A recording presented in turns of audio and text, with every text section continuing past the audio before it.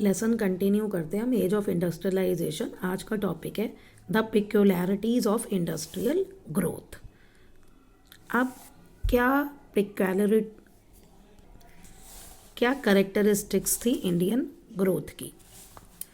European managing agencies were dominated industrial production in India. पहले भी आपने लेसन में पढ़ा है कि यूरोपियन मैनेजिंग एजेंसीज थी जो पूरा इंडिया में ट्रेड का काम देखती थी। अब वो क्या था, were interested in certain kind of products. वो कुछ ही प्रोडक्ट्स में इंटरेस्टेड थी जिनकी ब्रिटेन में वैल्यू थी। उन्होंने टी और कॉफ़ी प्लांटेशन बनाए।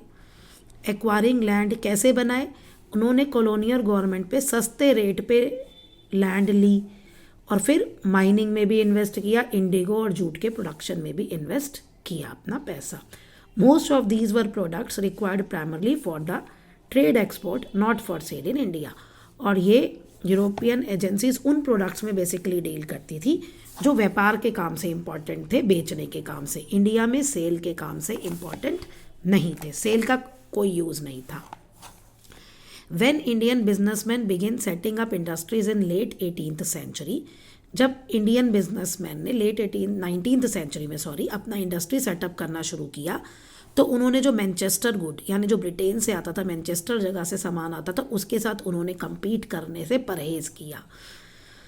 Since yarn was not important part, अब ब्रिटिश के लिए यार्न इम्पॉर्टेंट पार्ट नहीं था, वो इंडिया में इतना इम्पॉर्टेंट नहीं था ब्रिटिशर्स के लिए। अर्ली कॉटन मिल्स जो थी वो क्या प्रोड्यूस करती थी? दरदरा सा मोटा सा कोज कॉटन यार्न थ्रेड प्रोड्यूस करती थी, फैब्रिक नहीं बनाती थी। और ब्रिटिशर्स किस में डील करते थे? फैब्रिक में। When yarn was imported it was only of superior quality. और जब यार्न इम्पोर्ट किया जाता था तो वो अच्छी क्वालिटी का इम्पोर्ट किया जाता था, खरीदा जाता था। तो यार्न जो था वो प्रोड्यूस जो होता था वो इस पॉइंट ऑफ व्यू से, इम्पोर्ट के पॉइंट ऑफ व्यू से इम्पोर्टेंट था नहीं।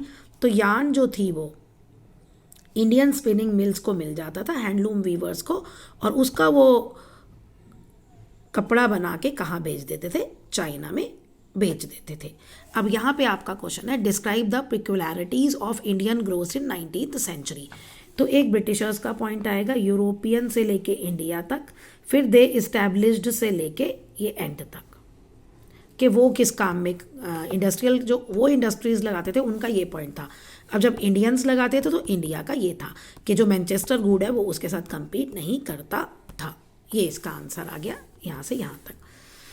अब नेक्स्ट जो हम डिस्कस करेंगे 24th, वो क्वेश्चन बनेगा हमारा how a series of changes affect the pattern of industrialization by first decade of 20th century। अब first decade of 20th century में यानी 1901 से 1910 तक क्या चेंजेस हुए इंडस्ट्रियलाइजेशन में?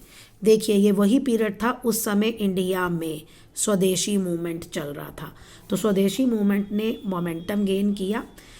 अब लोगों को, नेशनलिस्ट मूवमेंट ने लोगों को इकट्ठा किया क्या कि हम बाहर का फॉरेन गुड्स हम इस्तेमाल नहीं करेंगे, जो ब्रिटिशर्स मिल का कपड़ा इंडिया में लाते हैं वो हम यूज़ नहीं करेंगे इंडियंस, ये उन्होंने प्लेज किया। तो इंडस्ट्रियल ग्रुप्स जो थे उन्होंने भी खुद को ऑर्गेनाइज किया ताकि अपना पूरा जो इंडस्ट्रियल ग्रुप्स के इंटरेस्ट है उसको वो बचा सके। गवर्नमेंट को प्रेशराइज किया, इंक्रीज टैरिफ प्रोटेक्शन, यानी जो बाहर से माल आता है उस पर टैक्स बढ़ाया जाए, एंड ग्रांट अदर कंसेशंस, और दूसरे कंसेशंस दिए जाएं, छूट दी जाए। अब 906 से एक्सपोर्ट जो था यार्न का, इंडियन यार्न का धागे का एक्सपोर्ट चाइना को कम हो गया।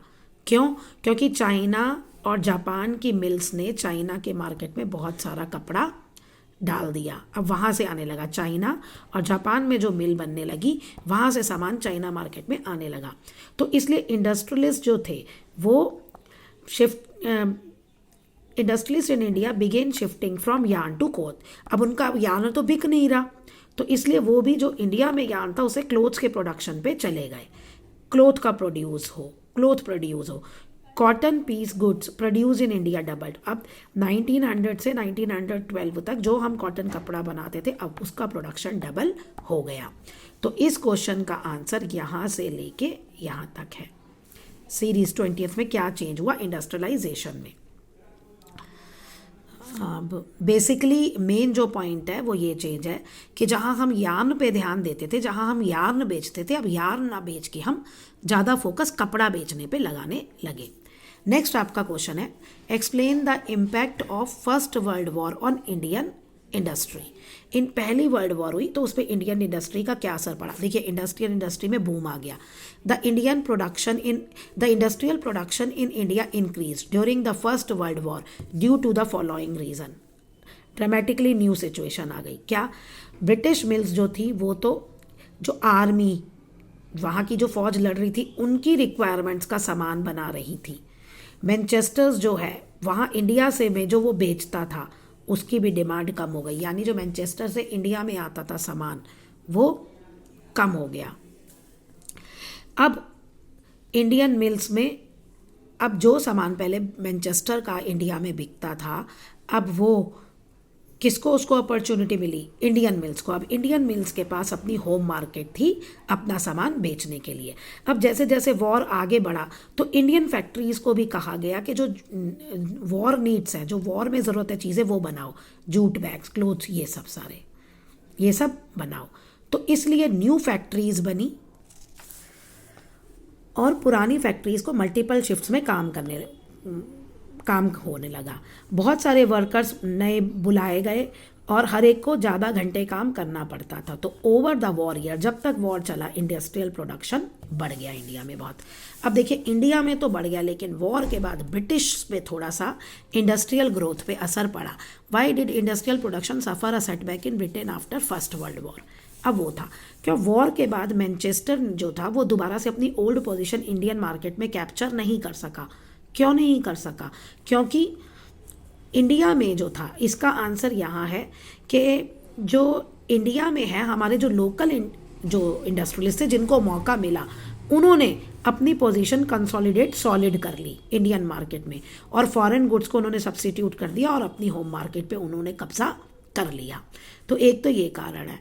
दूसरा, अब जो यूएस में, जर्मनी और जापान में मॉडर्नाइज हो रहा था उसके हिसाब से ब्रिटेन खुद को compete नहीं कर पाया, वो अपनी इंडस्ट्री को उतना मॉडर्नाइज्ड नहीं बना पाया।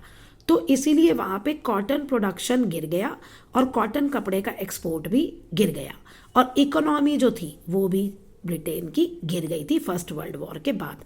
ना पैसा था ना टेक्नोलॉजी थी, इसलिए उनका प्रोडक्शन भी गिर गया और उनका एक्सपोर्ट भी कॉटन क्लोथ का गिर गया, यानी कि ब्रिटिशर्स का।